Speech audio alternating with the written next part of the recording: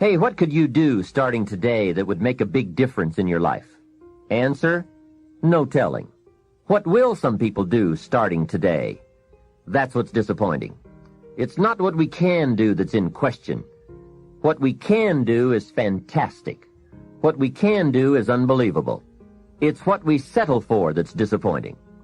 Remember, the major question to ask on the job is not, what are you getting?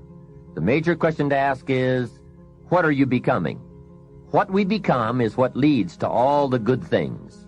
And the habits we form, habits of mind, attitude, and behavior, are a dominant part of what we are becoming. Now, I understand as well as anyone that forming new habits doesn't come easy. But new habits will come when we change. It is usually not in one cataclysmic explosion, but rather by changing small pieces and parts at a time. I think that's how most of us change. We just keep nudging ourselves in the right direction, forming one or two new habits at a time, little by little, until finally we've made the turn. And this is where the good life comes from, those personal changes. There's nothing you can do with the seasons, but there's everything you can do with yourself. Don't wish for the winters to change. Wish for your own attitudes, strength, and capabilities to change in order to handle the winters. Really making personal changes calls for 10% inspiration and 90% perspiration. Wishing we could change is a beginning. But now wish must be translated into activity, and inspiration and affirmation must lead to discipline. We can affirm that we are going to change, but we must now form new habits and develop new disciplines for the affirmation to come true. We can look at developing ourselves spiritually, physically, and mentally. With respect to our spiritual development, this may be a major or a minor issue for you depending on your values and your goals. I confess to being an amateur in this field, but I think it's very wise for you and me to look at the spiritual side of our lives and decide what growth we want to experience here.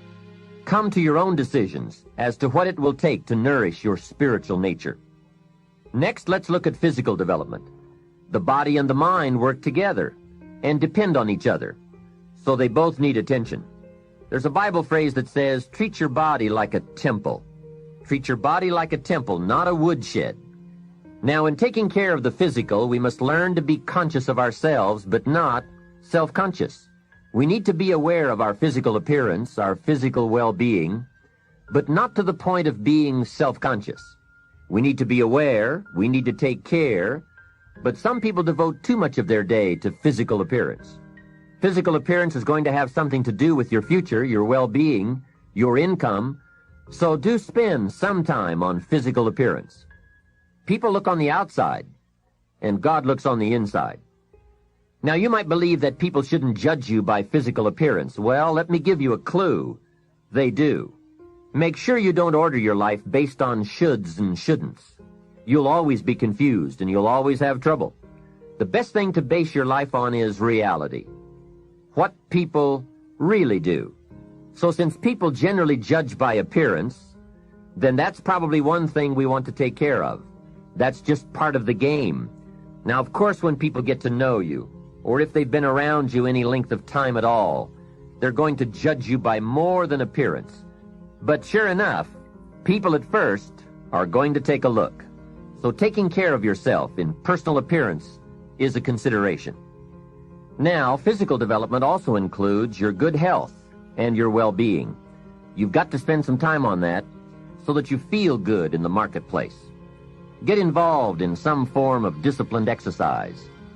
Keeping fit and feeling good has a positive effect on your attitude, not just your appearance.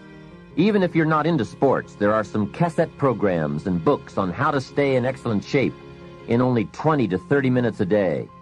Get the tapes and find your best way to stay physically fit. Just develop a bit of consciousness about taking care of yourself physically. Physical fitness pays great dividends in terms of your energy level, your ability to live a long, healthy life, and your general sense of well-being. The other part of physical well-being is nutrition. There are some excellent books on this subject for you to investigate as well. Do all you can to stay fit, to stay healthy, and to stay well. because physical health and fitness affect how you feel about yourself and how you perform in the marketplace. When you feel good about yourself, other people will feel good about you too. Appearance, vigor, vitality, and well-being have a lot to do with how your life works out. That's the physical side. Now, the mental exercise and nourishment are just as important as physical and spiritual exercise and nourishment. You want to make sure that the acceleration of your mental health, mental well-being, and mental capacity keeps up with your physical capacity. So make sure at 40 that your mind has kept up with the passing of the years. Don't stay 30 at 40. Don't stay 30 at 50. Keep up the learning curve with mental exercises. It's so important for you and me to be stretched beyond where we are. It's too easy to just comfortably sit and stop growing. It often doesn't seem to be that necessary to make the push, to make the effort to learn and to grow and to challenge yourself. But let me give you something to think about. The last few years of the 20th century are going to demand a lot more mental vigor and mental activity. The competition and complications of life are going to truly challenge the full capacity of our mentality. So, stretch your mind. It's easy when you finally find yourself in a good job to stop pursuing mental development. Have you heard about the accelerated learning curve? From birth up until the time we are about 18, our learning curve is dramatic, and our capacity to learn during this period is just staggering. We learn a tremendous amount very fast. We learn our language, our culture, our history, science, mathematics, everything. But guess when this learning curve starts to taper off? When we get our first job, usually. Now sometimes, for some people it will continue, but sure enough, here's where it usually levels off. If there are no more exams to take, if there's no demand to get out paper and pencil, why read any more books? Now you will just learn by some experience, just getting out there and by doing it wrong and doing it right and stumbling around. You learn some, but can you imagine what would happen if you kept an accelerated learning curve all the rest of your life? Can you imagine what you could learn to do, the skills you could develop, the capacities you could have? So here's what I'm asking you to do. Be that unusual person who keeps up his learning curve. Succeeding in life is not usual. It's unusual. You need to develop some unusual habits to earn the outstanding rewards. A friend of mine said, a standard education will get you standard results. You want a lot more than standard results? You need to become a lot more than a standard person. And now I've got some more good news for you. Never before in the history of the world has it been easier for someone like you or me to become educated, skilled, highly creative, innovative, and spilling over with profitable ways of thinking. You can turn your automobile into a professional growth seminar on wheels. I'm serious. Cassettes can turn the time you spend driving your car, dressing in the morning, or exercising into solid, effective personal development. While your friends are vegetating on the way to work, listening to the radio that doesn't help them one bit to do a better job, you're picking up new negotiating skills, better sales techniques, or a new creative way to solve problems. Become a student of good ideas, wherever they can be found. Start with all the things you can do to make your life better and make you feel better about yourself. Make a list.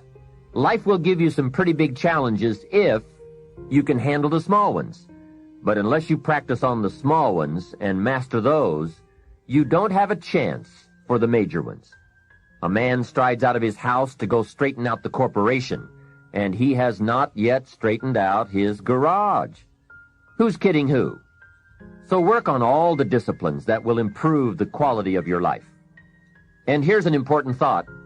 Everything affects everything else. Every lack of discipline affects every other discipline. Mistakenly, the man says, "This is the only place I let down." See, that's not true. Every letdown affects the rest of your performance. Now here's the positive side. Every new discipline affects every other discipline. Every new thing you try affects the rest of your performance. Isn't that exciting? So get started on every small discipline you can think of. You can't believe what it will do for your self-confidence. And remember, the greatest deterrent to success is lack of self-confidence.